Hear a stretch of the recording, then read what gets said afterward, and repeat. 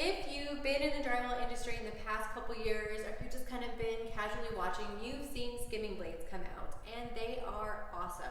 So when we look at a skimming blade, it essentially is a composite handle, and then it has a stainless steel blade that's coming out, which allows us to smooth and make large areas nice and flat. They come in a variety of sizes.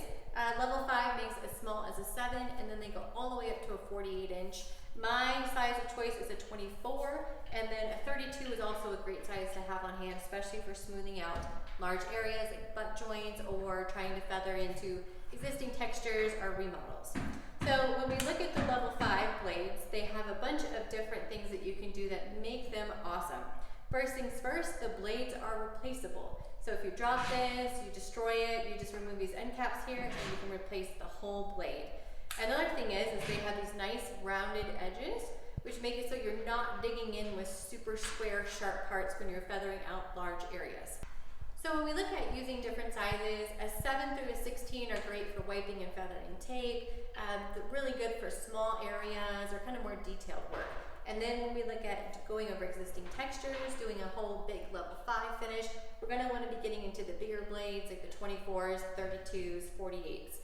These do come with handles if you so choose. The largest I would go with using a handle would be a 32. The 48s kind of get a little floppy sometimes, so 32 is the largest size I would go with the handle. So let's go ahead and get into our mud consistency and ways to apply the mud, and then we'll apply it to the wall and see how it works. So when we look at applying the mud, there's a couple different options, and it really depends on how big of a space you've got and how much equipment you have access to. Rollers are great. You can kind of just get your mud all in there, roll your area, smooth it out. You want to go with a thick nap, and level 5 actually has a brand new composite roller that they're going to be coming out with that's perfect for this application later this year. And then of course the tried and true way is just a knife and a pan. You put it on by hand and then wipe it after. And then there's also, you can use a big spray rig and spray your mud on that way, but not everybody has access to that. So it really depends on how big your job is and how big your crew is. So let's go ahead, we're gonna do some mud and show the mud consistency and start putting the mud on the wall. So when we're looking at using mud, I'm using +3. It's soft, it's sandable, it's creamy, and you can get it pretty thin and it'll go on really nicely and light on great. So my consistency is pretty thin here.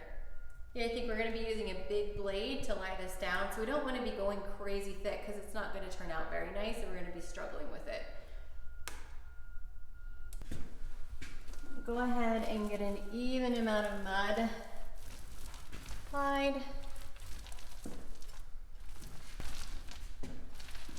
Now I'm going to take my blade, I'm going to use pressure and glide across.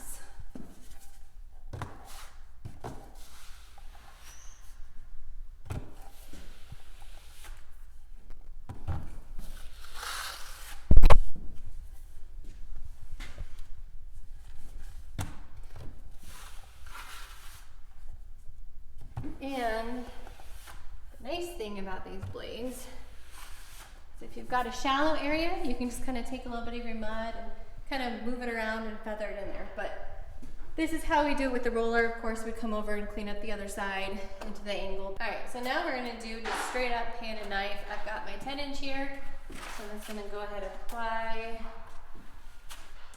smooth layer, trying to stay as consistent as possible.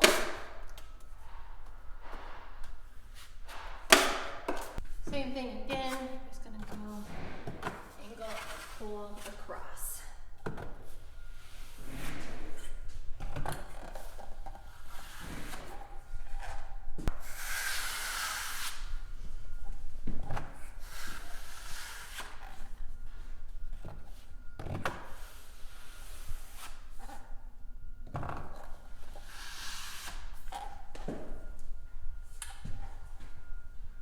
So when we're looking at skimming blades, a little overview, thinner mud is better. It was about pancake batter. We can use rollers, we can use knives and pans, we can use sprayers to apply the mud, really whatever you have access to. And these obviously give an almost mirror glass finish. It's great for level 5ing, it's great for pulling butts, flats, whatever you're running into that you're having problems with, and of course going over existing textures. So grab yourself a pair, try them out. Remember, replaceable blades, so if you do drop them or nick them, you can just go ahead and replace that blade housing, not the whole entire skimming blade. Anyway, that's it for me, and I hope to see you guys using some of these blades on your own projects.